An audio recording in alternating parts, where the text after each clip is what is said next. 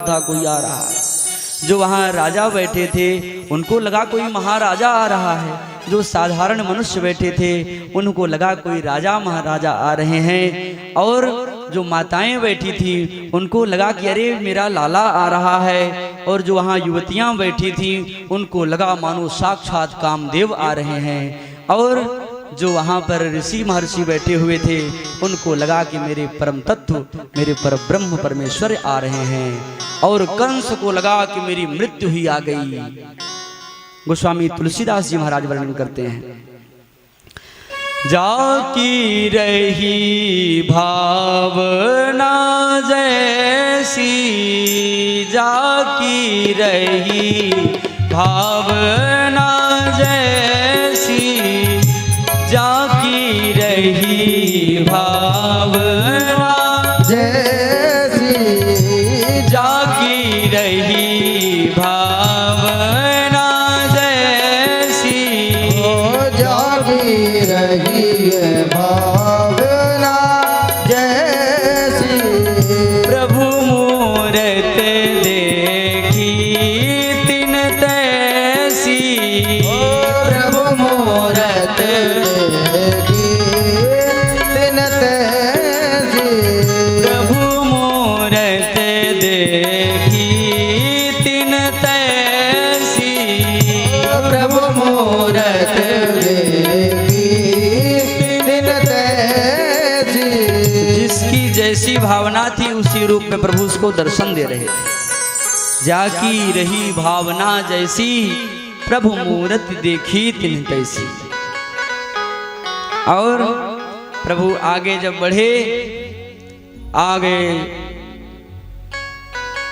दो पहलवान आए, मुष्टिक और चाडूर। बोले अरे अरे कृष्ण बलराम, मैंने तुम्हारा बहुत नाम सुना है, आओ आओ आओ चलो मुझसे युद्ध करो। मेरे महाराज जो है ना ये मल्ल युद्ध के बड़े शौकीन हैं। आओ, प्रजा का कर्तव्य है कि राजा को प्रसन्न करें, आओ मेरे साथ युद्ध करो। कन्हैया ने कहा अरे भैया तेरो पहाड़ जैसो शरीर, हम नन्हे नन्हे से बालक, हमसे युद्ध कैसे करेगा तू? अरे युद्ध करना ही है, मल्ल युद्ध तुझे देखना ही है, मेरा जोड़ीदार कोई ला। मुष्टिक और चांडूर कहते हैं अरे कृष्ण बलराम बातें मत बनाओ, अपने को बालक कहते हो, मैं जानता हूं तुम कौन हो। अच्छा भैया बता दो मैं कौन हूं।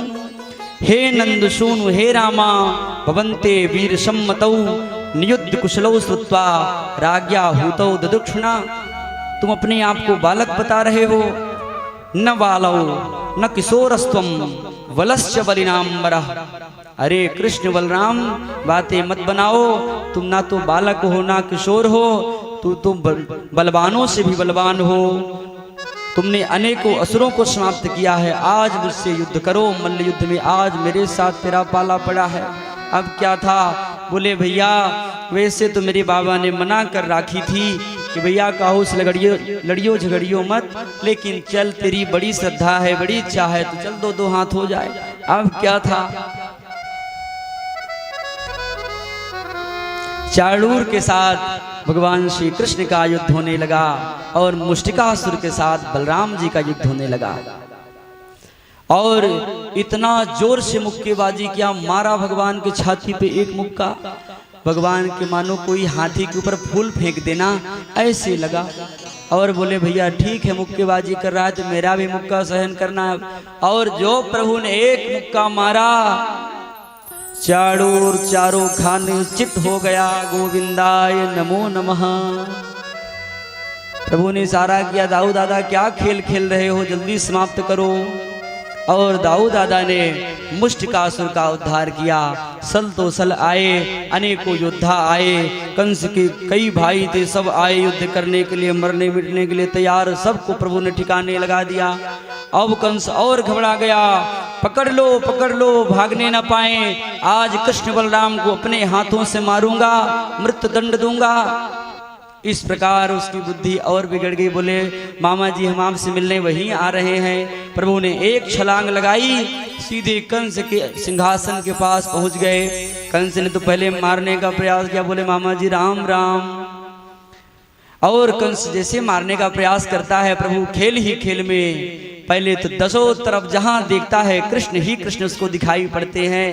और प्रभु ने खेल ही खेल में उसके केस पकड़ लिए। अरे दुष्ट बता, तू मेरी माँ देवकी के केस पकड़ा था ना, कैसा लग रहा है?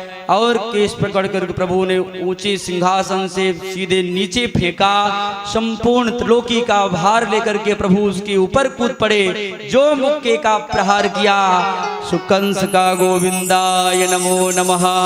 बोलो कंस मर्दन भगवान की, चाणूर मर्दन भगवान की जय। जय श्री राधे श्याम। कंस के अनेकों भाई आए, सबको प्रभु ने ठिकाने लगा दिया और जाकर के कारागृह से अपने नाना उग्रसेन को मुक्त करते हैं, अपने माता पिता देवकी वसुदेव को मुक्त करते हैं। और नंद बाबा देख देख करके निहाल हो रहे हैं। धन्य हो मेरे छोटे छोटे से लाला, कैसे युद्ध में जीत गए ऐसे बड़े बड़े असुरों से। कन्हैया ने जाकर के नंद बाबा के चरणों में प्रणाम किया। बाबा, आपके आशीर्वाद से हमने इतने असुरों पर विजय श्री प्राप्त की, आपका ही आशीर्वाद है। नंद बाबा निहाल हो रहे हैं, बोले लाला तेरा युद्ध प्रारंभ हुआ और इधर मैंने हनुमान जी का स्मरण किया, क्योंकि हनुमान जी ही अतुलित बलधामम हैं। और मैंने हनुमान जी का स्मरण किया और मैंने क्या देखा लाला कि एक बंदर आया, वो सबको मारता चला गया। मेरे हनुमान जी ने मेरे लाला की रक्षा कर ली। और मैंने मनाया कि हनुमंतलाल जी आज मेरे लाला की रक्षा कर लो, मैं आपको 1.25 मन घी के लड्डू खिलाऊंगा, पुए खिलाऊंगा। आज मेरे लाला की हनुमान जी ने रक्षा कर ली। ऐसे नंद बाबा अभी भी प्रभु का पराक्रम नहीं पहचान पाए और नंद बाबा से को प्रणाम करते हैं। अपने देवकी मैया वसुदेव जी को कारागृह से मुक्त करके प्रभु प्रार्थना करते हैं नंद बाबा से कि हे नंद बाबा, अब जो मेरे जन्म देने वाले मेरे माता पिता हैं, इनके पास कुछ समय तक हमको रहने देने दो। आप ब्रजमंडल को चले जाओ, यशोदा मैया को मेरा प्रणाम कहना। नंद बाबा विकल हो गए। हे कन्हैया, जब यशोदा मुझसे पूछेगी मैं क्या उत्तर दूंगा? मुझसे कहेगी कि मेरे प्यारे कन्हैया को लेके नहीं आए तो मैं क्या कहूंगा? हे कन्हैया, क्या उत्तर दूंगा बेटा? इस प्रकार नंद बाबा दुखी होकर के ब्रज की ओर चल दिए। सभी ब्रजवासी बहुत दुखी हुए। जब नंद बाबा आए और यशोदा मैया ने पूछा मेरा लाला कहाँ है? नंद बाबा ने कहा, अरे यशोदा, मैं जिसको अपना लाला समझता था, अरे यशोदा, आज मेरा लाला मुझे छोड़ करके चला गया। मेरे साथ बहुत बड़ा छल हुआ यशोदा। हे यशोदा,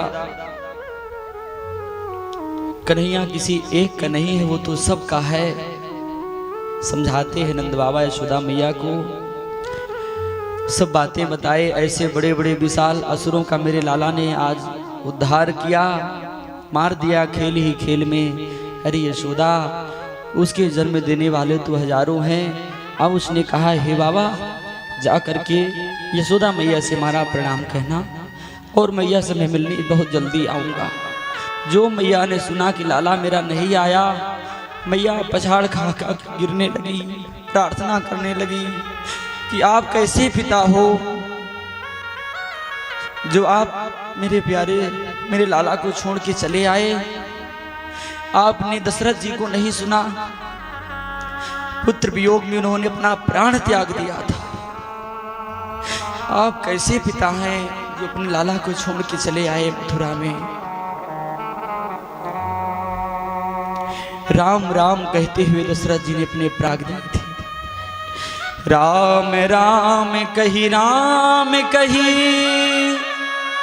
राम राम कही, राम तनु परिहर रघुवर विरहा, राव गयो सुरधाम। कैसे पिता हैं जो आप लाला को मथुरा में छोड़ के चले आए और आपका प्राण उसी प्रकार बना रहा। मैं तो एक क्षण नहीं रह पाऊंगी अपने लाला के बिना। यशोदा मैया बार बार लाला की याद करके मूर्छित हो जाती हैं। सब गोपियाँ सांत्वना दिलाती हैं।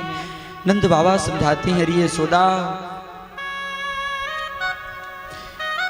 माता पिता के प्रेम में यदि बालक पढ़ लिख ना पाए तो उसके दोषी माता पिता होते हैं। मेरा लाला अब जाएगा, गुरुकुल में विद्या अध्ययन करेगा, उससे मेरा ही तो नाम होगा। लोग तेरा नाम पहले पुकारेंगे, देवकी का बाद में। यशोदा मैया कहती हैं, ठीक है, मेरा लाला कहीं भी रहेगा, मेरा नाम अवश्य उससे होगा।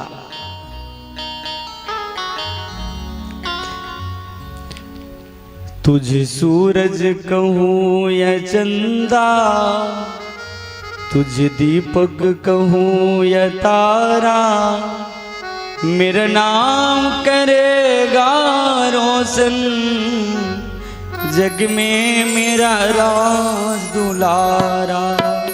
तुझ सूरज कहूँ या चंदा, तुझ दीप कहूँ या तारा, मेरा नाम करेगा रोशन, जग में मेरा राज दुलारा। मेरा नाम करेगा रोशन, जग में मेरा राज दुलारा। ओ मेरा नाम करेगा रोशन, जग में मेरा राज दुलारा। तुझे सूरज कहूँ या चंदा, तुझे दीप कहूँ या तारा, तुझे सूरज कहूँ या चंदा, तुझे दीप कहूँ या तारा, मेरा नाम करेगा रोशन, जग में मेरा राज दुलारा। ओ मेरा नाम करेगा रोशन, जग में मेरा राज दुलारा। मेरा नाम करेगा रोशन, जग में मेरा राज दुलारा। ओ मेरा नाम करेगा रोशन, जग में मेरा राज दुलारा। यशोदा मैया अपने मन को समझाती है, कहीं भी मेरा लाला रहेगा, आखिर मेरा ही तो नाम होगा। इस प्रकार अपने मन को समझाती हैं। और इधर कृष्ण बलराम के यज्ञोपवीत संस्कार हुए। महाराज उग्रसेन को मथुरा का राजा बनाया प्रभु ने। उग्रसेन जी ने कहा कि हे कृष्ण, आप राजा बनो, मैं असहाय हूं, मैं निर्धन हूं, मैं क्या राजा बनूंगा। बोले नहीं, मेरे वंश को श्राप लगा हुआ है, यदुवंश में कोई राजा नहीं बन सकता, आप ही राजा बनो, मैं आपका सेवक बन करके आपकी सार संवार करूंगा। इस प्रकार प्रभु ने उग्रसेन जी को राजा बनाया। कृष्ण बलराम जी दोनों भाइयों के यज्ञोपवीत संस्कार हुए। पढ़ने के लिए सांदीपन आश्रम उज्जैन भेजा गया, अवंतिकापुरी। सांदीपन मुनि के आश्रम में प्रभु रह करके 64 दिन में 64 कलाएं सीखे। अरे उन्हें क्या सीखना है, वो तो सब उनके अंदर ही सब कुछ है। जाकी सहज, जाकी श्वास सहज श्रुतचारी, सो प्रभु पढ़ यह कौतुक भारी। अरे जिनकी श्वास ही वेद हैं, उनको पढ़ने की क्या आवश्यकता है।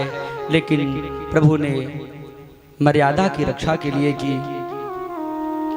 लोग आश्रमों में गुरु को ना भूल जाएं, तो प्रभु ने गुरुदेव के पास जाकर के विद्या अध्ययन किया। 64 दिन में 64 कलाएं सीखी और गुरु दक्षिणा के रूप में अपने गुरु माता से कहते हैं कि हे गुरु माता मैं क्या दूं। गुरुदेव से पूछते हैं, गुरुदेव ने कहा जाओ गुरु माता से पूछ लो, जो कहीं वही दे दो। प्रभु ने पूछा कि हे गुरु माता, गुरु दक्षिणा के रूप में आपको क्या दूं। गुरु माता ने कहा कि हे बेटा कृष्ण, जब से तू आ गया था गुरुकुल में, मैं तब से अपने पुत्र को भूल गई थी, और बेटा तू चला जाएगा मैं कैसे रह पाऊंगी। हे कृष्ण, यदि मेरी तू कोई प्रिय वस्तु मुझे दे सकता है तुम मेरे पुत्र को मुझे वापस कर दे दो। बोले मैया आपका पुत्र? बोले हाँ, कई वर्षों पहले सागर में समा गया था, डूब गया था। सीधे प्रभु सागर के पास जाते हैं और सागर से कहते हैं, हे सागर, मेरे गुरुपुत्र को जहां भी हो ला करके वापस करो मुझे। तमाह भगवान आशु गुरुपुत्रम प्रदीयताम। हे आशु, हे सागर, मेरे गुरुपुत्र को लाकर मुझे सौंप दो। सागर ने कहा महाराज मुझे तो पता नहीं, मेरे जल के अंदर एक पंचजन्य नामक एक दैत्य रहता है और महाराज शायद उसके पास ना हो। प्रभु गए पंचजन्य का उद्धार किए, वहां से पांचजन्य नामक शंख लेकर के प्रभु सीधे पहुंच गए संयमनीपुरी और जा करके जो पांचजन्य शंख बजाया, झट से धर्मराज यमराज बाहर आ गए। बोले महाराज आज मेरी यह संयमनीपुरी धन्य हो गई। हे प्रभु कैसे आना हुआ कृपा करके बतलाएं। प्रार्थना करने लगे, लीला मनुष्य है विष्णु युवयो करवाम किम उवाचा वनतः कृष्णम सर्वभूताशयालयम। धर्मराज जी ने यमराज जी ने प्रार्थना की प्रभु की कि हे लीला मनुष्य, हे विष्णु, हे प्रभु आप अपने लीला से अनेकों रूप धारण करने वाले हे नाथ, मैं आपकी शरण में हूँ। आप दोनों यहाँ कैसे पधारे, कैसे कृपा हुई, आज मेरा यह लोक धन्य हो गया। प्रभु आपके आने से मैं क्या सेवा करूँ आपकी। भगवान ने कहा, गुरुपुत्र मिहानीतम निज कर्म निबंधनम आन यस्व महाराजा मक्षासन पुरस्कृतम। हे राजन, मेरे गुरुपुत्र जो आज से कई वर्षों पहले सागर में समा गए थे, वो कहीं भी हो, किसी भी बंधन में पड़े हों, उनको बंधन से मुक्त करके मुझे ला करके सौंप दो। और श्री धर्मराज जी ने गुरुपुत्र को ला करके वापस किया। इधर भगवान लेकर के आते हैं और अपनी गुरुमाता को दे देते हैं। गुरुदेव को, गुरुमाता को प्रणाम करके वहाँ से विदा होकर के आते हैं। जो मथुरापुरी आए, जब कंस मर गया, कंस की दो पत्नियां थीं, अस्ति और प्राप्ति, दोनों ने जाकर के जब अपने पिता से जरासंध से बताया अपने वैधव्य का कारण कि कृष्ण ने मेरे पतिदेव को समाप्त कर दिया, मार दिया। जरासंध इतना क्रोधित हुआ, 23 अक्षौहिणी सेना लेकर के मथुरा में आक्रमण कर दिया और प्रभु ने खेल ही खेल में उसकी संपूर्ण सैन्य शक्ति को समाप्त कर दिया और जरासंध को जीवित छोड़ दिया। बलराम जी ने कहा, कन्हैया इसको क्यों छोड़ दिए? अरे बोले दाऊ दादा, ये जाएगा ढूंढ ढूंढ करके ऐसे पापियों को लाएगा, क्योंकि हमको पृथ्वी का भार दूर करना है। हम कहाँ कहाँ घूमेंगे, कहाँ कहाँ जाएंगे, ये समेट समेट करके लाएगा, हम मारते जाएंगे। प्रभु जब मथुरा में आ गए, कभी गुरुकुल की कभी वृंदावन की याद करके प्रभु बहुत रोते हैं, विकल हो जाते हैं यशोदा मैया की याद करके। एक दिन देवकी मैया ने पूछा कि लाला क्या कष्ट है तुम्हें, क्यों रोते रहते हो, क्या कारण है? कन्हैया के प्रिय मित्र हैं श्री उद्धव जी। उद्धव से कहती हैं देवकी मैया कि जाओ उद्धव पूछो कृष्ण से, आखिर उसे क्या कष्ट है, यहाँ क्यों रोता रहता है, क्या कारण है? उद्धव जी आए और उद्धव से प्रभु ने कहा कि हे प्रिय मित्र, हे उद्धव, एक बार मेरे ब्रजमंडल को चले जाओ, मेरी यशोदा मैया से मिलाओ, मेरे उन गोपियों से मिलाओ, मेरे सखाओं से मिलाओ, मेरे नंद बाबा से मिलाओ, मेरा एक संदेश लेकर के चले जाओ मित्र। एक बार वृष्णीनां प्रवरो मंत्री कृष्णस्य दयितः सखा शिष्यो बृहस्पति साक्षात् उद्धवो बुद्धिसत्तमः। उद्धव जी का परिचय देते हुए सुखदेव भगवान कहते हैं कि वृष्णी नाम प्रवरो मंत्री, वृष्ण वंश में जो सबसे श्रेष्ठ मंत्री हैं यहाँ के, और कृष्णस्य दयितः सखा, भगवान कृष्ण के अनन्य सखा हैं, और शिष्यो बृहस्पति साक्षात, बृहस्पति महाराज के शिष्य हैं। उद्धवो बुद्धिसत्तमः, वेद वेदांत का जिन्हें ज्ञान है, जहत अजहत लक्षणा वंदना जिनकी व्याख्या करते हैं, ऐसे से उद्धव जी महाराज से प्रभु ने कहा कि हे प्रिय उद्धव, गच्छोद्धव ब्रजम सौम्या। हे उद्धव, एक बार हे मित्र मेरे ब्रजमंडल की ओर मेरा संदेश लेकर के चले जाओ। वो गोपियाँ, वो ग्वाल बाल, वो ब्रजवासी मुझे बहुत याद आते हैं। यशोदा मैया की मुझे बहुत याद आती है। जा करके उनसे मेरा प्रणाम कहना। और हे उद्धव, नंद बाबा को प्रणाम करना, उन ब्रजवासियों को प्रणाम करना। इस प्रकार प्रभु जब जब शुद्ध करते ब्रजमंडल के इतने दुखी हो जाते। जिस प्रकार श्री रामचंद्र जी महाराज वनवास के काल के समय पर जब जब अवध की शुद्ध करते, प्रभु के नेत्र भर जाते, हृदय गदगद हो जाता, कंठ अवरुद्ध हो जाता। जब जब राम अवध सुध करही, तब तब बारी विलोचन भरही। जब जब प्रभु ब्रजमंडल ब्रज की याद करते, विकल हो जाते, दुखी हो जाते, उद्धव जी महाराज को तैयार किए, अपना पीतांबर पहना दिया, अपना रथ दे दिया, अपना मोर मुकुट पहना दिया, एकदम अपने जैसा बना दिया। सामने सलोने उद्धव ब्रज की ओर चल दिए, वृंदावन की ओर।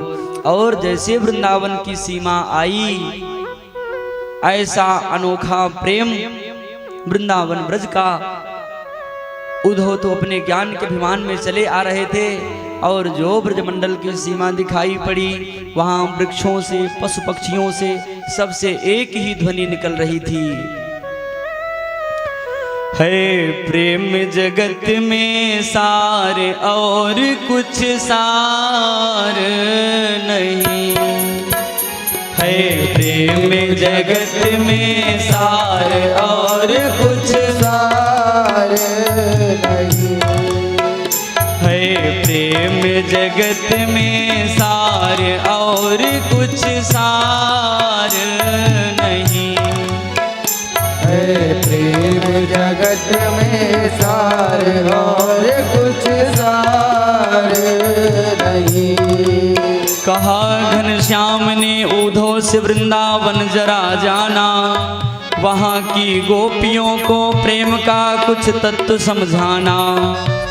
विरह की वेदना में वो सदा बेचैन रहती हैं, तड़प कर आह भर कर और रो रो कर ये कहती हैं, है प्रेम जगत में सार और कुछ सार नहीं।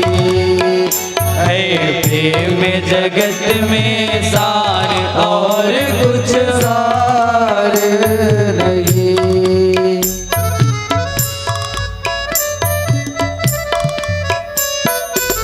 कहा उद्धव ने हंसकर, मैं अभी जाता हूँ वृंदावन, जरा देखूं कि कैसा है कठिन अनुराग का बंधन। है कैसी गोपियां जो प्रेम बल को कम बताती हैं, निरर्थक लोक लीला का यही गुणगान गाती हैं। प्रेम जगत में सार और कुछ सार नहीं। प्रेम जगत में सार और कुछ सार नहीं। चले मथुरा से जब कुछ दूर वृंदावन निकट आया, वहीं से प्रेम ने अपना अनोखा रंग दिखलाया। उलझ कर वस्त्र के में कांटे लगे उद्धव को समझाने, तुम्हारा ज्ञान का पर्दा फाड़ देंगे प्रेम दीवाने। जगत में सार और कुछ सार नहीं। है प्रेम जगत में सार और कुछ सार नहीं। बिटप झुक झुक कर ये कहते थे, इधर आओ इधर आओ। पपीहा कह रहा था, पी कहाँ का ये तो बतलाओ। नदी यमुना की धारा शब्द हरि हरि का सुनाती थी, भौरों की गुंजा से मधुर आवाज आती थी। प्रेम जगत में सार और कुछ सार नहीं। है प्रेम जगत में सार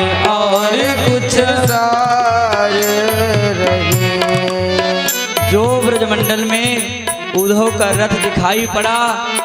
जिस दिन से श्याम सुंदर चले गए थे उस दिन से सभी ब्रजवासी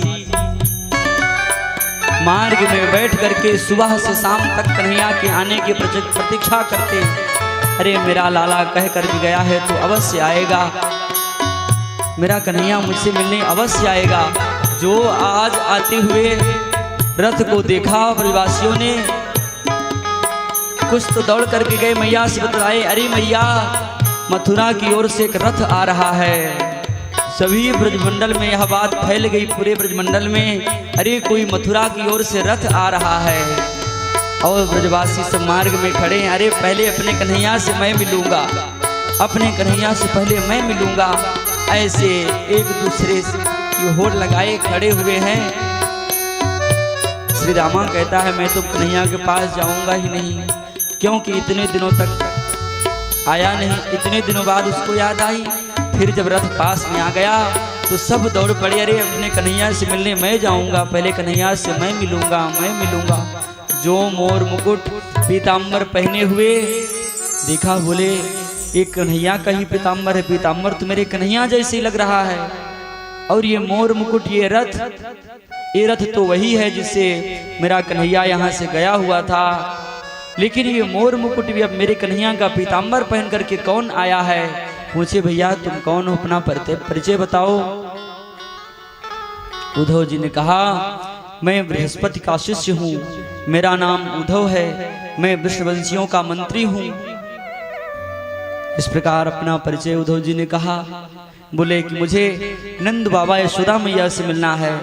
अब क्या था, सभी कहने लगे अरे कन्हैया इतने दिनों बाद याद भी आई तो स्वयं नहीं आए, अपने मित्र को भेजे। उद्धव जी ने कहा मैं कृष्ण का मित्र हूँ।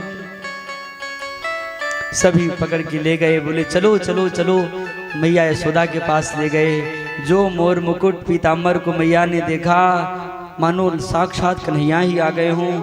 मैया तो इतना प्रसन्न हुई, हर्षित हो गई। और जब दृष्टि डाली, अरे मेरा कन्हैया नहीं है। उद्धव जी ने प्रणाम किया, हे यशोदा मैया, वृषवंशियों के मंत्री बृहस्पति जी के शिष्य उद्धव जी महाराज, उद्धव का प्रणाम स्वीकार करें। जो उद्धव नाम सुना मैया विकल हो गई। अरे कन्हैया इतने दिनों बाद याद भी आई अपनी मैया की तो स्वयं नहीं आए, अपने मित्र को भेजे। अच्छा अच्छा उद्धव आओ आओ बेटा आओ आओ बैठो। दिव्य आसन पर बैठाए। नंद बाबा को उद्धव जी ने प्रणाम किया। नंद बाबा ने बड़ा स्वागत किया और बोले बताओ उद्धव मेरा कन्हैया कैसे है? यशोदा मैया कहती हैं हे उद्धव बताओ मेरा लाला कैसे है? यशोदा वर्ण्यमानानि पुत्रस्या चरितानि चा शृण्वत्सृण्यवास्त्राक्षी स्नेहस्नुत पयोधरा। मैया यशोदा अपने लाला की वात्सल्य उन बाल क्रीड़ाओं को याद करके उद्धव को सुनाती है सब, और उन बाल लीलाओं में ऐसी खो जाती है। कहती है अरे उद्धव धीरे धीरे बोलो बेटा, मेरा कन्हैया अभी पालने में सोया है, कहीं कच्ची नींद ना टूट जाए। फिर जब याद आती है मेरा कन्हैया मुझे छोड़ के चला गया, हाँ कन्हैया, हे कृष्ण, हे कन्हैया, हे लाला। ऐसे कह के मैया पछाड़ खा खा के गिर रही है। नंद बाबा समझाते हैं, उद्धव जी महाराज समझाते हैं। गोपियों को जब पता चला कि कृष्ण का कोई सखा आया है, सब गोपियां घेर लेती हैं चारों तरफ से उद्धव को। उद्धव जी सब गोपियों से मिलने जाते हैं। गोपियां कहती हैं कि हे उद्धव तुम कैसे भोरे भये जो पाती लेके आए दौड़े। और उद्धव जी महाराज कहते हैं किसके वियोग में इतना दुखी हो रही हो, किसको तुम अपना मानती? संसार में कोई अपना नहीं है, और जिसको अपना मित्र, अपना सखा, अपना पुत्र मानती हो वो तो परब्रह्म परमात्मा है, ईश्वर है। यशोदा मैया कहती है अरे उद्धव जिसको तुम परब्रह्म कहते हो उसी को मैंने उखल से बांध दिया था। तुम परब्रह्म कहते हो उसको, कहते हो ईश्वर है, निर्गुण है, निराकार है, जब वह निर्गुण है, निराकार है। गोपियां कहती हो फिर यशोदा मैया के बंधन में क्यों आया, क्यों खल से बंधा था। गोपियों ने कहा अच्छा मेरे श्याम सुंदर के सखा हो, अच्छा अच्छा पत्र लेके आए हो।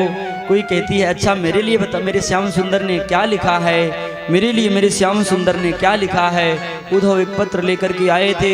ऐसे सब सखियां आई, दौड़ी, चारों तरफ से घेर ली, सब एक दूसरे तरफ उस पत्र को झपटने लगी। सब टुकड़े टुकड़े में वह पत्र बट गया। उद्धव विचार कर रहे कैसी गंवार ग्वालिनी है ये, और अपने हृदय से उस पत्र को लगा लेते हैं कि मेरे प्राणधन प्रीतम मेरे श्याम सुंदर के द्वारा भेजा हुआ पत्र है। हे उद्धव, क्या मेरी कभी याद नहीं आती उन्हें। उद्धव जी कहते हैं उसको भूल जाओ, उस निर्गुण निराकार का ध्यान करो, उनका पूजन करो, यजन करो, जप करो। गोपियां कहती हैं हे उद्धव, ये तेरा ज्ञान मेरे पल्ले नहीं पड़ रहा है, मैं कैसे भूल जाऊं उसको। मेरे तब तक एक भंवरा आता है, उन गोपियों के आसपास इर्द गिर्द मरनाने लगता है, गुंजार करता है, और गोपियां उस भंवरे को खरी खोटी सुनाने लग जाती हैं। कहती हैं अरे भंवरा, अरे मतवाले, अरे शराबी, जैसे तू मतवाला है, जैसे तू काला है, ऐसे तेरा स्वामी भी कपटी है। अरे तेरे मूंछों पर जो पराग लगा हुआ है ना, तो अवश्य ही मथुरा की उन नारियों के जो वक्षस्थल पर पराग लगा रहता है उसको सुगंध लेकर के आए हो, तुम मतवाले हो रहे हो। अरे भंवरे, जैसे तू कपटी है, इस फूल का रस लेता है, उस पराग उससे पराग लेता है, उससे रस लेता है, ऐसे ऐसे जैसे तू कपटी है, तेरा प्रेम किसी में नहीं है, सबसे पराग लेकर के उड़ जाता है, ऐसे ही तेरा स्वामी भी कपटी है। लेकिन तेरा स्वामी उद्धव जी पूछते हैं ऐसा क्यों कह रही हो। अरे बोले कपटी नहीं हो तो क्या है, जैसे वो काला कलूटा भंवरा है ऐसे वो भी है। अरे वो भी छुप करके बाली को क्यों मारा, अरे उसके पीछे प्रेम में दीवाने हुए कितने फक्कड़ संत घूम रहे, अपना सब घर बार सबका त्याग करके चले आए, उसकी विरह में रोते रहते हैं, बिलखते रहते हैं, क्यों नहीं आता उनके पास। ये कपटी नहीं है तो कौन है। उद्धव जी महाराज ये सब सुन सुन करके निहाल हो गए कि अरे ये तो सब जानती हैं कि वही कृष्ण हैं, वही राम हैं, वही नृसिंह हैं, वही वामन हैं। अरे गोपियों ने कहा अरे उद्धव, उसने पहले वामन का रूप धारण करके गया बलि के यहाँ मांगने के लिए, और जब बलिदान जब संकल्प हो गया तो त्रिविक्रम का रूप धारण कर लिया। कितना बड़ा छलिया है वो, और हम सबसे पहले स्नेह किया, नेह लगाया, और सब कुछ तोड़ करके चला गया। कितना कपटी है, कितना निर्दयी है। इस प्रकार गोपियां कहती हैं भ्रवन गीत के माध्यम से, मधुप की तब बंधो मां स्पृशांघ्रिं सपत्न्या, कुछ विलोलित माला कुंकुमस्मश्रुभिर्नः, महतु मधुपतिस्तां मानिनीनां प्रसादं, यद् सदस विडम्ब्यं यस्य दूतस्त्वमीदृक्।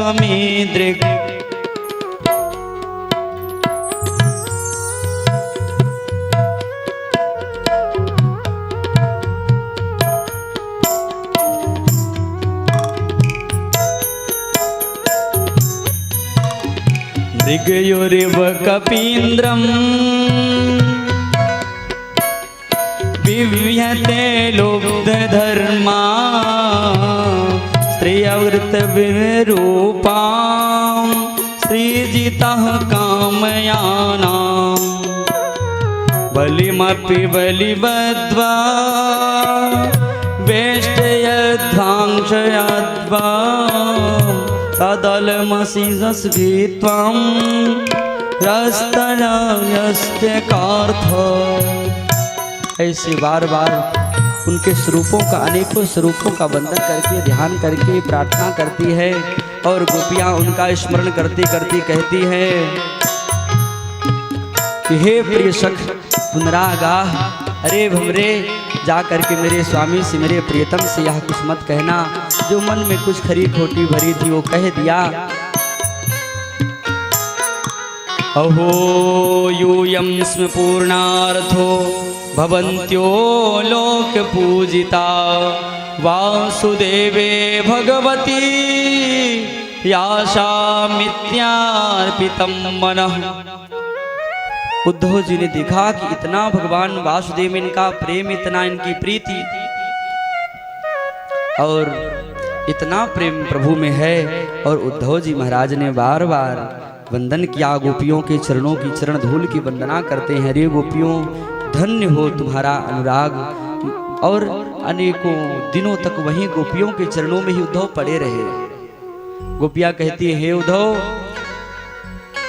अपने ज्ञान की ये की भाषा मुझे मत समझाओ, मैं सब जानती हूं। चले जाओ उद्धव, हमें ना सताओ, ये ज्ञान की पोथी न हमको सुनाओ। कहते हैं आंसू हमें क्यों बुलाया, तो याद आई मोहन की दिल ने बताया। क्यों आए बुलाए बिना तुम बताओ, ये ज्ञान की पोथी न हमको सुनाओ। चले जाओ उद्धव, हमें ना सताओ, ये ज्ञान की पोथी हमें ना। वो खुश हैं अगर देख के गम और जुदाई, मिलेंगे ना हम भी कसम सिखाई। वो खुश हैं अगर देख के गम और जुदाई, मिलेंगे ना हम भी उठाई। अगर प्रेम का गीत सब मिल के गाओ, ये प्रेम की पोथी ना हमको सुनाओ। अगर प्रेम का गीत मिलकर के गाओ, ये ज्ञान की पोथी हमें ना सुनाओ। चले जाओ उद्धव, हमें ना सताओ, ये ज्ञान की पोथी हमें ना पढ़ाओ। उद्धव सुधो है गयो, सुन गोपिन के वैन, ज्ञान बजाई डुगडुगी, प्रेम बजायो ढोल। उद्धव की ज्ञान की गुदड़ी उड़ गई और उद्धव के अंदर वह प्रेम का संचार हो गया। अब तो प्रभु के प्रेमी भक्त बन गए और उद्धव कहने लगे कि हे प्रभु, हे नाथ, मेरी यही प्रार्थना है कि हे प्रभु, मेरा जन्म हो तो इसी ब्रजमंडल में जन्म हो। ये मैं नहीं कहता कि मुझे मनुष्य बनाओ, लेकिन मनुष्य बनाओ या न बनाओ, हे नाथ, कीट पतंगा पशु पक्षी गुल्म अता लता औषधि कुछ भी बना दो, लेकिन हे नाथ मेरा जन्म तो ब्रजमंडल में हो।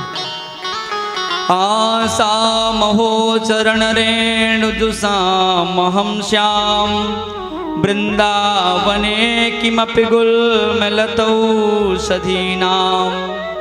यादुस्त्यजं स्वजनमार्यपथं च हित्वा, भेजुर्मुकुन्दपदवीं श्रुतिभिर्विमिज्ञाम्। वन्दे नन्दव्रजस्त्रीणां पादरेणुमभीक्ष्णसां, यासां हरिकथोद्गीतं भुवना पुनाति भुवनत्रयम्। हे प्रभु, उद्धव जी महाराज उन गोपियों के चरण रेणु की वंदना करने लगे। श्री राधा पद पद में रज वंदहु बारंबार, कृपा करो श्री लाड ली मोहन प्राणाधार। और उधो 6 महीने तक ब्रजमंडल में ही रहे। 6 महीने बाद जब होश आया, कन्हैया के पास पहुँचे, कन्हैया को खरी खोटी सुनाने लगे। अरे कन्हैया, कितने तुम निर्दयी हो, कितने कपटी हो, मुझे आज मालूम पड़ा। कितना तुम्हारे प्रेम में वो यशोदा मैया, आनंद बाबा, वो गोपी बाल कितना विरह की वेदना में जल रहे हैं और तू उनका त्याग करके चला आया। कितना कपटी है। खरी खोटी सुनाने लगे। प्रभु ने कहा, हे उद्धव, यही प्रेम का पुट लगाने के लिए मैंने तुम्हें वृंदावन भेजा था। अब तू मेरा प्रेमी सखा हो गया। अभी तक तुझे ज्ञान का गुमान था, अभिमान था, मैं तुझसे प्रेम की बातें नहीं कर सकता था। उद्धव जी महाराज को बोले, ध्यान करो। देखा कि श्री श्यामा श्याम एक झूले में झूल रहे हैं, गोपियां सब झूला झुला रही हैं। ऐसे दृश्य देख करके श्री उद्धव जी महाराज बार बार चरणों में नतमस्तक हो गए, प्रार्थना करते हैं। और श्री सुखदेव भगवान कहते हैं, राजन, एक के बाद एक युद्ध करने के लिए वह जरासंध 17 बार 23 अक्षौहिणी सेना लेकर के ब्रज मथुरा मंडल में आक्रमण किया। लेकिन खेल ही खेल में प्रभु ने उसकी सेना को समाप्त कर दिया, उसे छोड़ दिया। जब वह 18वीं बार आया युद्ध करने के लिए, तो प्रभु ने क्या किया, इधर जरासंध ने ब्राह्मणों को बैठा दिया अनुष्ठान में और ब्राह्मणों से कहा, हे ब्राह्मण देवताओं, आज ऐसा जप करो, ऐसा पूजन करो, ऐसा अनुष्ठान करो कि मेरी विजय से मिले। यदि मैं युद्ध में नहीं जीता, सबको मृत्यु दंड दूंगा। यदि जीत गया, सबको माला माल कर दूंगा।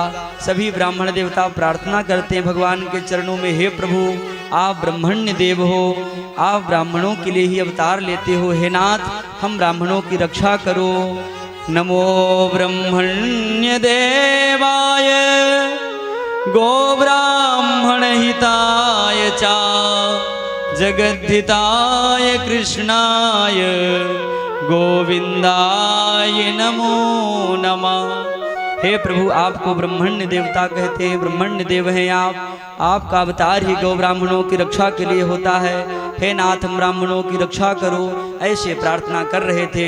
प्रभु ने कहा कि हे दाऊ दादा, फिर से आक्रमण कर रहा है, जरासंध आ रहा है और इस बार हम युद्ध नहीं करेंगे। बोले हम भाग चलेंगे। बोले नहीं कन्हैया, ऐसा हम कभी सोच भी नहीं सकते, लोग रणछोड़ कहेंगे। कन्हैया ने कहा कि अरे दाऊ दादा, एक नाम और बढ़ जाएगा।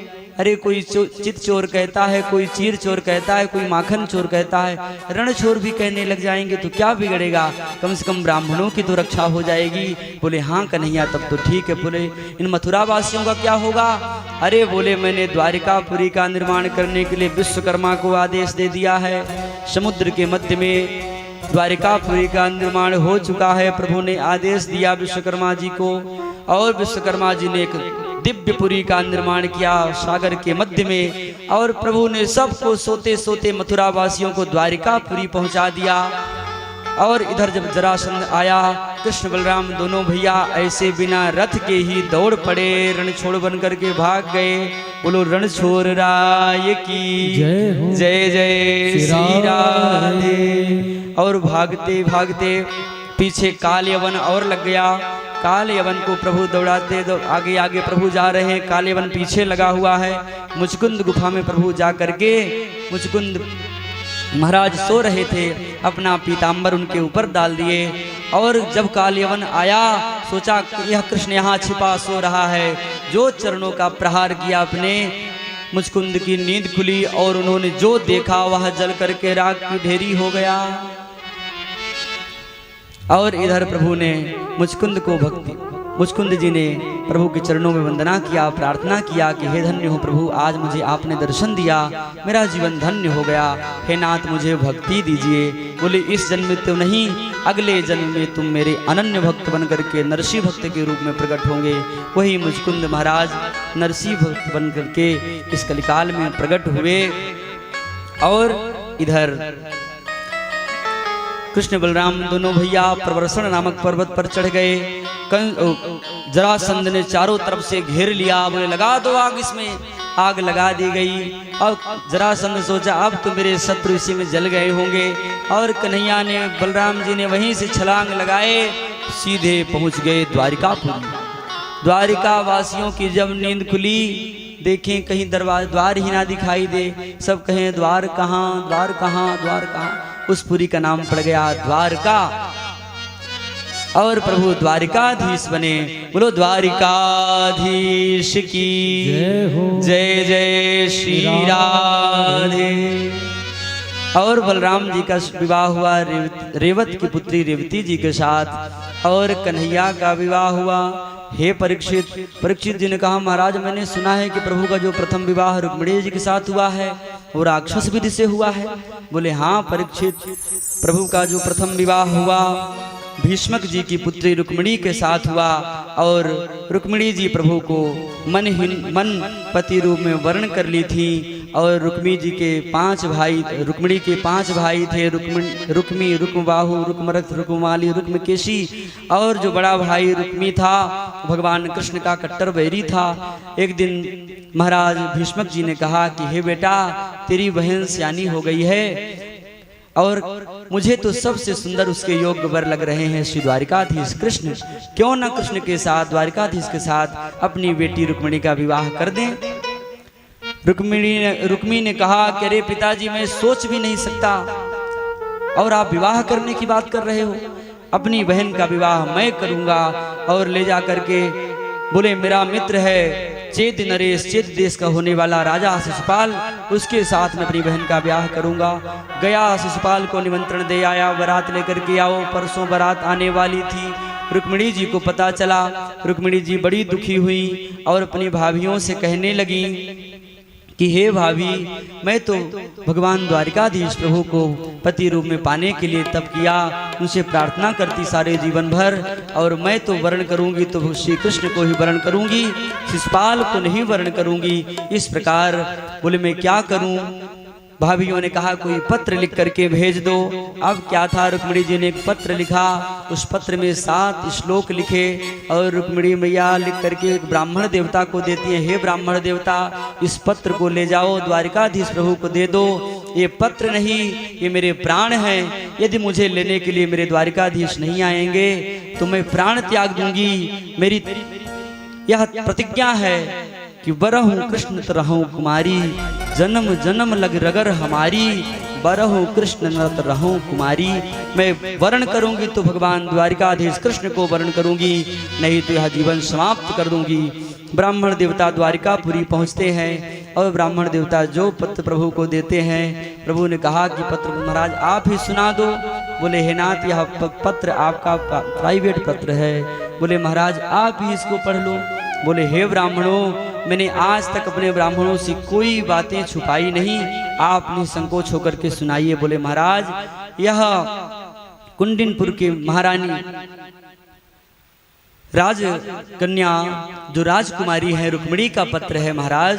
बोले क्या लिखा हुआ है, ब्राह्मण देवता सुना रहे हैं। श्रुत्वा गुणान् भुवन सुंदर शृण्वतां ते, निर्विश्य कर्ण विवरैर्हरितोंग तापम, रूपम दृशां दृश्यमतामखिलार्थ लाभम, त्वयि अच्युता विशद चिद्रमपत्रपम मे। हे प्रभु मैंने आपका कभी दर्शन नहीं किया, केवल आपका गुणानुवाद सुन सुन करके हे नाथ मैंने आपको पति रूप में वर्ण कर लिया है। हे प्रभु परसों ही मेरी बारात आने वाली है, हे नाथ कहीं ऐसा ना हो कि सिंह के भाग को सियार ले जाए।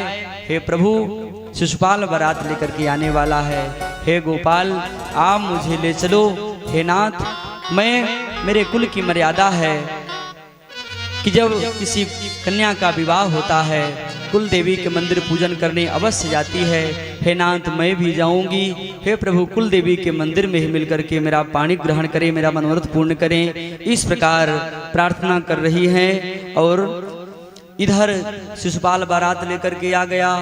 अभी तक पंडित जी आए नहीं थे, बहुत घबराई रुक्मिणी जी। पंडित जी महाराज अभी तक आए नहीं, इधर बारात आ गई। पंडित जी महाराज प्रसन्न मुद्रा में आए, प्रभु साथ में ही लेकर के आए पंडित जी को। चलो पंडित जी साथ में ही चलते हैं। प्रभु द्वारिकापुरी से कुंडिनपुर आ गए। बलराम जी ने पूछा कन्हैया कहाँ गया है अकेले? किसी ने बताया महाराज कुंडिनपुर से कोई ब्राह्मण देवता आए थे पत्र लेकर के और सीधे प्रभु चले गए, बताए भी नहीं। बलराम जी ने कहा भैया वहाँ पता चला है कि कुंडिनपुर की राजकुमारी रुक्मिणी का स्वयंवर है और हो ना हो मेरा कृष्ण ही मेरा कन्हैया से सुंदर कौन होगा। और कन्हैया अकेले ही चला गया।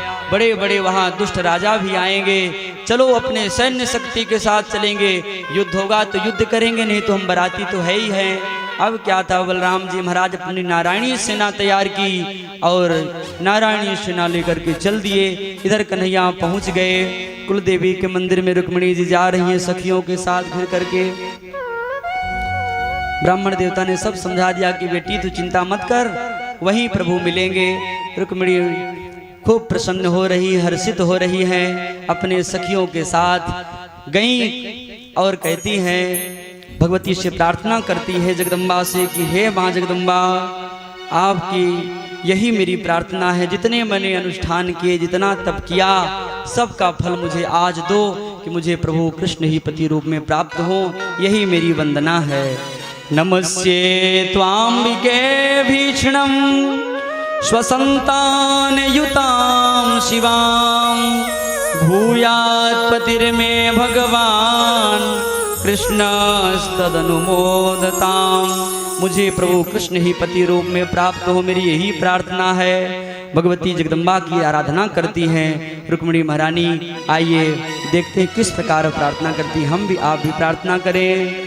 जय जय गिरिवर राज किशोरी, जय महेश मुख चंद्र चकोरी। जय जय गिरिवर राज किशोरी, जय महेश मुख चंद्र चकोरी। जय गज बदन षडानन माता, जय गज बदन षडानन माता, जगति जननी दामिनी द्युति गाता, जगति जननी दामिनी द्युति गाता। नहीं तब आदि मध्य अवसाना, अमित प्रभाव वेद नहीं जाना। भव भव विभव पराभव कारण सबस विहारिणी, मोरे मनोरथ देवी पूजे पद कमल तुम्हारे। सुर नर मुनि सब होहि सुखारे, सुर नर मुनि सब होहि सुखारे। मोरे मनोरथ जानहुनि के, बसाहो सदा पुर सब ही के, बसाहो सदा पुर सब ही के। विनय प्रेम बस भई भवानी, खसी माल मूरत मुस्कानी। सादर शीय प्रसाद सिर धर्यो, बोली गौरी हर सही अलयो। सुन सिया साच आशीष हमारी, सुन सिया आशीष हमारी। पूजिया मन कामना तुम्हारी, पूजिया कामना तुम्हारी। मन जाहिरा चो मिलहि सोबर, साहज सुंदर सावरो। करुणा निधान सुजान शील स्नेह जानत रावरो। एहि भांति गौरी आशीष सुन सिय सहित ही हर्षित यले। तुलसी भवानी पूज पुरि पुरि मुदित मन मंदिर जली। तुलसी भवानी पूज पुण्य पुण्य मुदित मन मंदिर चली। जान गौरी अनुकूल सियहिया हर्ष न जाय कही मंजुल मंगल मूल बामे अंग फरकन लगे। श्री द्वारिकाधीश की जय। उमापति महादेव की जय हो। भगवती जगदम्बा ने आशीर्वाद दे दिया, हे रुक्मिणी जो तुम्हारे मन में कल्पना है श्री कृष्ण ही तुम्हें पति रूप में प्राप्त होंगे। इस प्रकार भगवती जगदम्बा के ऊपर से एक माला गिरी और सीधे रुक्मिणी जी के आंचल में गिर गई, आशीर्वाद प्राप्त हो गया। और रुक्मिणी मैया अपने सखियों के साथ चारों तरफ से मंदिर को सैनिकों ने घेर रखा है। रुक्मिणी जी विचार कर रही है, प्रभु से मैंने कहा था मैं अकेली रहूंगी, कोई नहीं होगा, यहाँ तो इतने सैनिक लगे हैं और मैंने प्रभु को कभी देखा भी नहीं, कैसे पहचान पाऊंगी। लेकिन जहाँ कहीं भी होंगे वह तो चंद्रमा की भांति चमक रहे होंगे। और प्रभु मंदिर के पास ही आ गए, सैनिक चारों तरफ से घेर रखे हैं। शिशुपाल आदि सभी राजा, वहाँ शिशुपाल तो दूल्हा ही बन करके आया है, अनेकों राजा आए हुए हैं। बोले चारों तरफ से नगर को घेर लो, मुझे पता चला है कि कहीं कृष्ण वहाँ आ ना जाए, कहीं से आने वाला है। अब तो चारों तरफ से नगर को घेर लिए, मंदिर की सुरक्षा और बढ़ा दी गई। रुक्मिणी जी अपने सखियों के साथ बाहर आती है, दृष्टि डालती हुई। प्रभु भी धीरे धीरे चलते चलते सैनिकों के पास आ गए और सैनिकों ने की ओर जब देखती है रुक्मिणी की कहाँ है मेरे प्रभु, कहाँ है? अरे एकाएक नजर पड़ गई, वो मेरे श्याम सुंदर हैं जो घुघराली अलकों को देखा, कमल दल के समान नेत्र, सुंदर कपोल और बिंबा फल के समान अधरोष्ठ, ऐसे मोर मुकुट मुरली वाले को जो रुक्मिणी जी ने देखा निहाल हो गई। हो न हो यही मेरे प्यारे प्राणधन प्यारे श्याम सुंदर हैं। और रुक्मिणी मैया आगे बढ़ती गई, प्रभु भी आगे बढ़ कर के आए, रुक्मिणी जी का पाणी ग्रहण कर लिए। बोलो रुक्मिणी रमण भगवान की जय। और प्रभु धीरे धीरे वहां से हरण करके ले जाने लगे। सब सैनिक करें, अरे भैया कितनी गजब की जोड़ी है भैया, देखो तो सही, ऐसी जोड़ी तो मैंने पहली बार देखी। वो सब इसी प्रकार रूप माधुरी को देख करके निहाल हो रहे हैं। कोई कहता है अरे भैया गले का हार देखो कितना सुंदर है, कोई कहता है अरे हार क्या कह रहे हो, देखो कितने सुंदर घुंघराले वाल हैं। कोई कहता है अरे नासिका देखो कितनी सुंदर है शुक के समान। कोई कहता है अरे भैया देखो इनके वस्त्र तो देखो अंबर के समान, बिजली के समान चमक रहे हैं। ऐसे ऐसे प्रभु की शोभा सब देख रहे हैं, निहाल हो रहे हैं। ले जाकर के प्रभु रथ में रुक्मिणी जी को लेकर के बैठ गए और लेकर के चल दिए। सैनिकों ने कहा, सखियां सब चली गई महल की ओर। सैनिकों ने कहा महाराज भैया किस यहाँ क्यों खड़े हो? अरे बोले राजकुमारी की रक्षा करने के लिए हम सब आए थे। बोले कहाँ है राजकुमारी?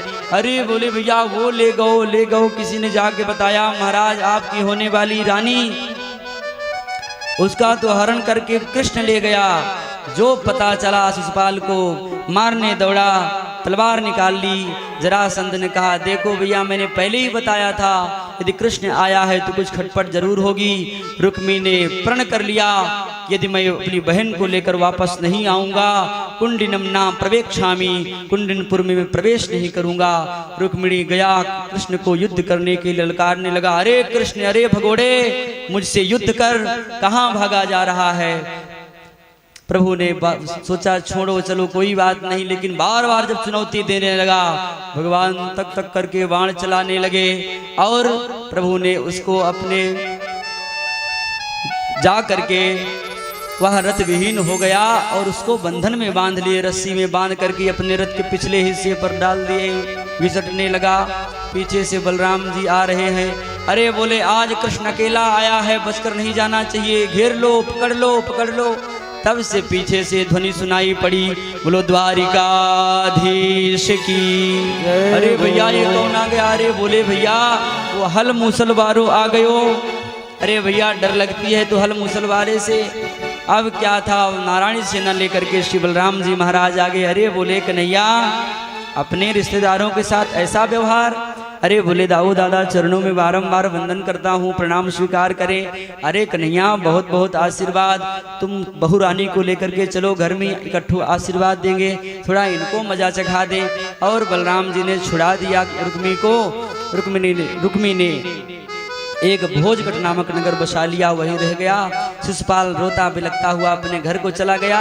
बलराम जी महाराज युद्ध में सबको पराजित करके द्वारिकापुरी वापस आए। जो द्वारिकापुरी आए, द्वारिकापुरी में जो प्रभु द्वारिकाधीश के साथ रुक्मिणी जी का सब दर्शन किए, निहाल हो गए। अब तो सुंदर मंडप छा गया और विवाह की वेला आई। पंडित जी महाराज विवाह की तिथि विचारे। रुक्मिणी मैया कह रही हैं कि अरे सखियों, मेरे हाथ में मेहंदी लगा दो, मुझे सजा दो, प्रार्थना करती हैं। आओ मेरी सखियां मुझे मेहंदी लगा दो, मेहंदी लगा दो, मुझे ऐसी सजा दो, मुझे श्याम सुंदर की दुल्हन बना दो, मुझे श्याम सुंदर की दुल्हन बना दो। मेरी सखियां मुझे मेहंदी लगा दो, आओ मेरी सखियों मुझे मेहंदी लगा दो, मेहंदी लगा दो, मुझे ऐसी सजा दो, मुझे श्याम सुंदर की दुल्हन बना दो, मुझे श्याम सुंदर की दुल्हन बना दो।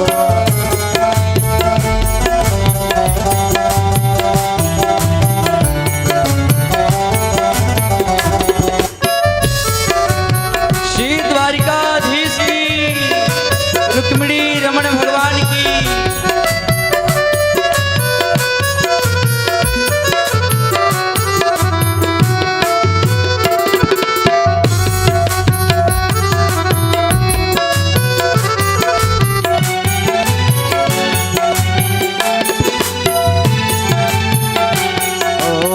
सत्संग में मेरी बात चलाई, सत्संग में मेरी बात चलाई, ओ सतगुरु ने मेरी बात चलाई, सत्संग में मेरी बात चलाई, सतगुरु ने मेरी किन्ही सगाई, सतगुरु ने मेरी किन्ही सगाई, उनको बुला के हट ले बातों करा दो, उनको बुला के हट ले बातों करा दो, मुझे श्याम सुंदर की दुल्हन बना हो, मुझे श्याम सुंदर की दुल्हन बना दो, मुझे श्याम सुंदर की दुल्हन बना दो, मुझे श्याम सुंदर की दुल्हन बना दो।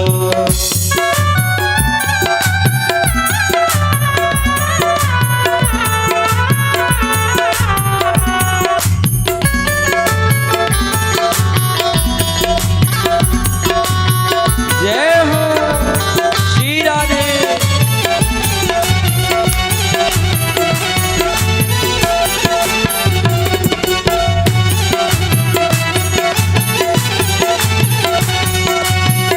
ऐसी पहनू चूड़ी जो कबहू न टूटे, ऐसी पहनू चूड़ी जो कबहू न टूटे, ऐसी पहनू चूड़ी जो कबहू न टूटे, ऐसी पहनू चूड़ी जो कबहू न टूटे, सबरू दूल्हा जो कबहू न टूटे, सबरू दूल्हा जो कबहू न टूटे, सबरू दूल्हा जो कबहू न टूटे, सबरू दूल्हा जो कबहू न छूटे, अटल सुहाग की बिंदिया लगा दो, अटल सुहाग की बिंदिया लगा दो, मुझे श्याम सुंदर की दुल्हन बना दो, मुझे श्याम सुंदर की दुल्हन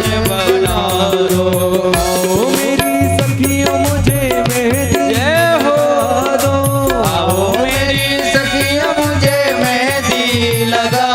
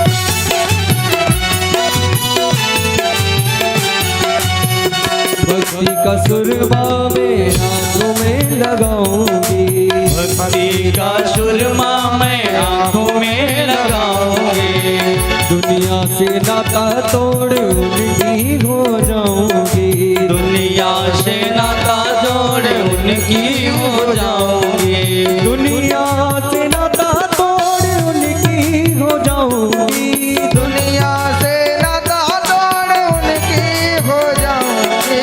सतगुरु बोला के मेरे फेरे तो पड़वा दो, सतगुरु बुला के मेरे फेरे तो पड़वा दो, मुझे श्याम सुंदर की दुल्हन बना दो, मुझे श्याम सुंदर की दुल्हन बना दो, मुझे श्याम सुंदर की दुल्हन बना दो, मुझे श्याम सुंदर की दुल्हन बना दो। जय हो।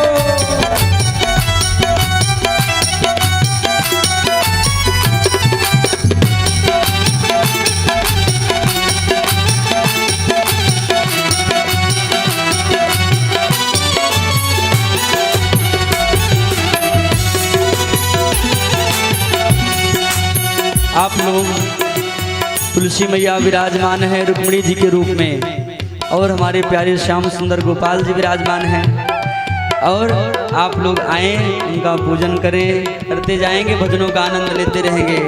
बोलो रुक्मिणी रमण भगवान की जय हो। बड़े धूमधाम के साथ द्वारकाधीश प्रभु का रुक्मिणी जी के साथ बड़े धूमधाम से विवाह हुआ।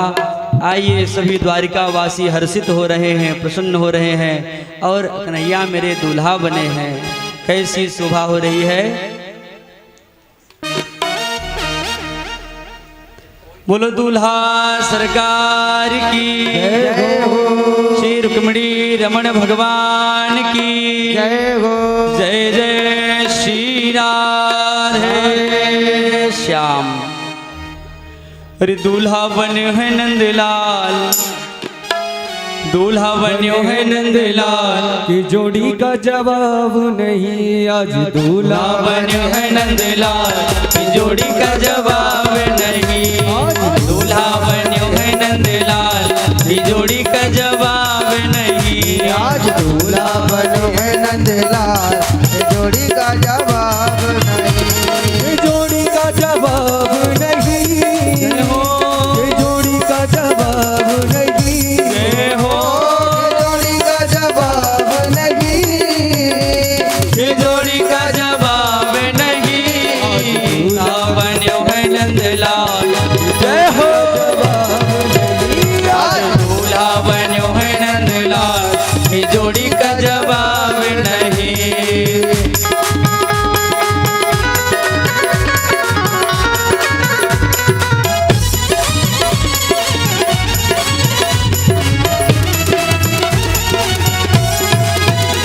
श्री राधे।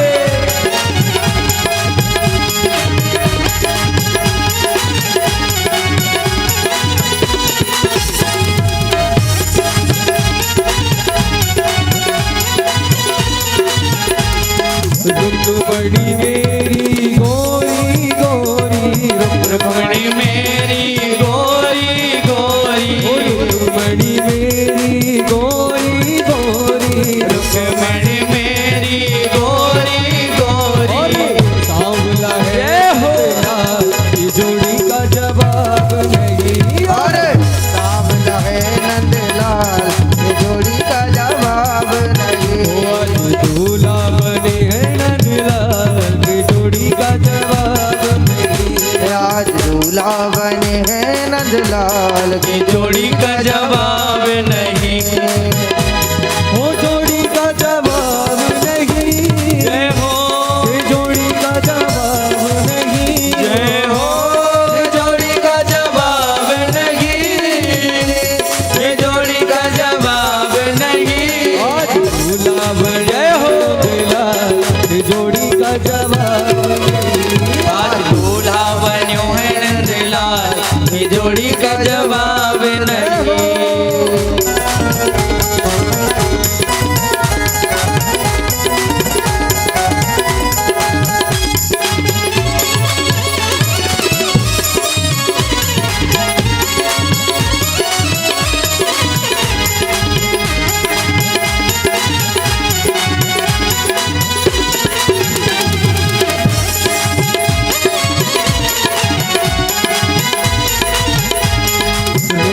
रुक्मणी मेरी महलों वाली रुक्मणी मेरी महलों वाली रुक्मणी मेरी महलों वाली रुक्मणी मेरी महलों वाली भैया करावे नंदलाल जय हो और भैया करावे नंदलाल के जोड़ी का जवाब नहीं आज दूल्हा बन्यो है नंदलाल की जोड़ी का जवाब नहीं की जोड़ी का जवाब नहीं की जोड़ी का जवाब नहीं ये जोड़ी का जवाब नहीं जय हो की जोड़ी का जवाब नहीं आज जय हो दूल्हा बने हैं नंदलाल की जोड़ी का जवाब नहीं आज दूल्हा बन्यो है नंदलाल की जोड़ी का जवाब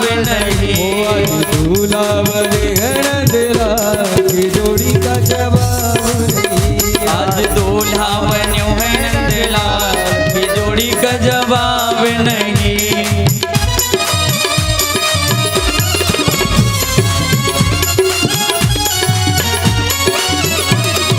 श्री राधे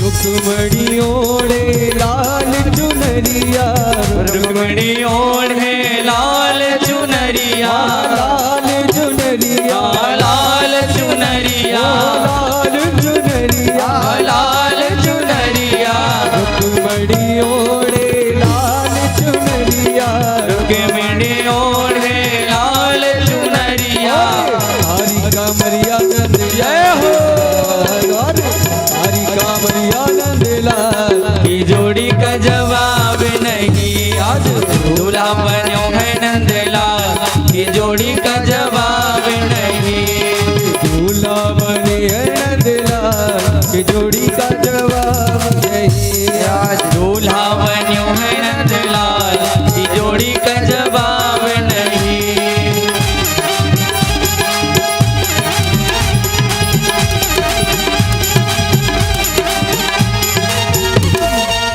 हो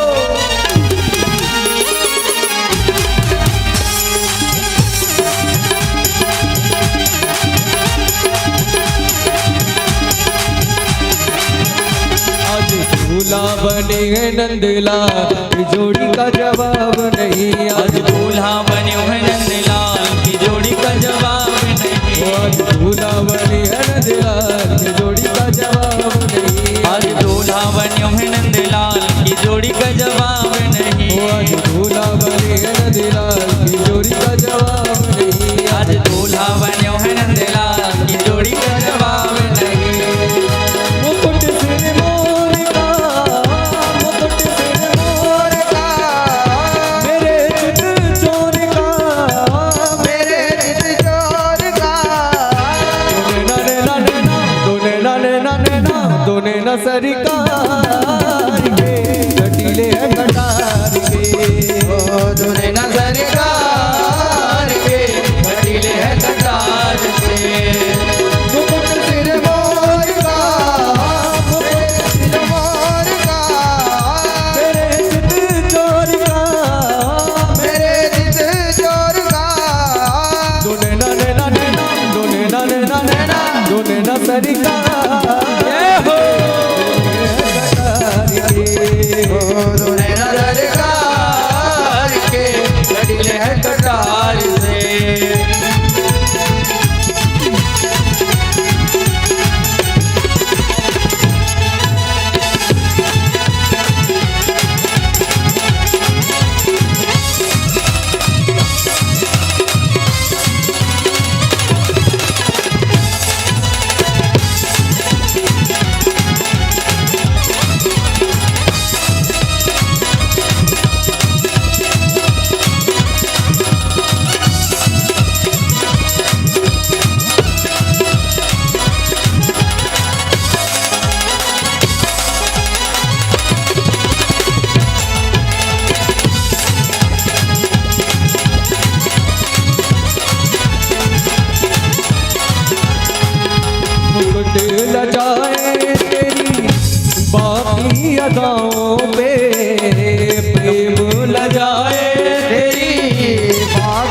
अदाओं पे। प्रेम न जाए तेरी बाकी अदाओं पे। दिल ल जाए तेरी बाकी अदाओं पे। ओ भूली घटाए तेरी तिरछी निगाहों पे। भूली घटाए तेरी तिरछी निगाहों पे। भूली घटाए तेरी तिरछी निगाहों पे। भूली घटाए तेरी तिरछी निगाहों पे।